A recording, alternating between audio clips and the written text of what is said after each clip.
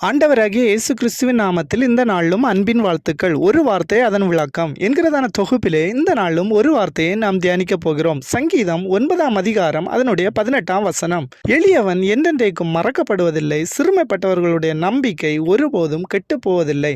மறக்கப்படுவதில்லை என்ற வார்த்தையை இந்த நாளிலும் நாம் தியானிக்க போகிறோம். பிரியமானவர்களே, இந்த நாளில் ஒருவேளை நான் மறக்கப்பட்டு போனேனோ என்ற கேள்வியோடு நீங்கள் இதை கேட்டுக்கொண்டிருக்கலாம். ஆனால் ஆண்டவராகிய இயேசு உங்களை பார்த்து சொல்கிற ஒரு வார்த்தை, நீ என்னால் மறக்கப்படுவதில்லை, நான் உன்னை என்றென்றைக்கும் மறப்பதில்லை என்று ஆண்டவர் சொல்கிறார். பிரியமானவர்களே, அநேக நேரங்களில் மனிதர்களிடத்துல நம்முடைய காரியங்களை அறிவித்து அவர்கள் அதை செய்கிறேன் என்று சொல்லி மறந்து போகிறார்கள். அநேக நேரங்களில் நாம் மனிதர்களுக்கு அநேக காரியங்களை செய்கிறோம், ஆனால் அந்த நன்றிகளை அநேக மனிதர்கள் மறந்து போகிறார்கள். இப்படிப்பட்ட சூழ்நிலை தான் இந்த உலகத்திலே அநேக இடங்களிலே காணப்படுகிறது. ஆனால் ஒரு தேவ பிள்ளை ஒரு காரியத்தை நன்றாக புரிந்து கொள்ள வேண்டும்.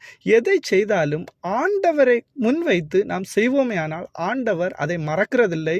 எதை நாம் பெற்றுக்கொள்ள வேண்டுமே ஆனால் ஆண்டவரிடத்தில் கேட்போமே ஆனால் அவர் யாரை கொண்டாகிலும் அதை மறவாமல் செய்கிற தேவனாய் இருக்கிறார். யோசேப்புடைய வாழ்க்கையிலே ஒரு சம்பவத்தை நாம் எடுத்துக்கொள்வோமே ஆனால் அது நம்முடைய ஆழ்விக்குரிய வாழ்க்கைக்கு பிரயோஜனமாக இருக்கும் என்று நம்புகிறேன். யோசேப்பு ஒரு குற்றமும் செய்யாமல் போத்திபாரின் வீட்டிலிருந்து சிறைச்சாலைக்கு நேராக தள்ளப்படுகிறார். அங்கே ராஜாவின் பானபத்திரக்காரனும் சுயம்பாயும் அந்த இடத்துல இருக்கிறார்கள்.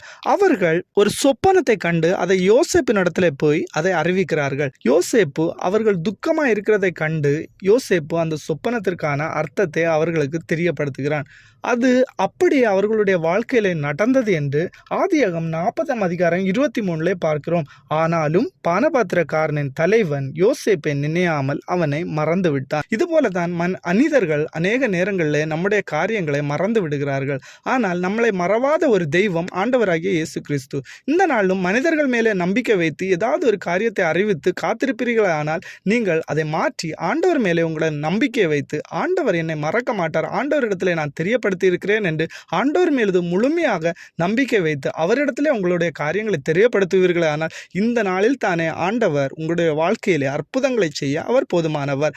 நீங்கள் அவராலே மறக்கப்படுவதில்லை. என்றென்றைக்கும் எளியவனை மறக்காத ஒரு தெய்வம் ஆண்டவராகிய இயேசு கிறிஸ்து. இந்த வார்த்தைகள் மூலம் தேவன் தாமே உங்களை ஆசீர்வதிப்பாராக. ஆமேன்.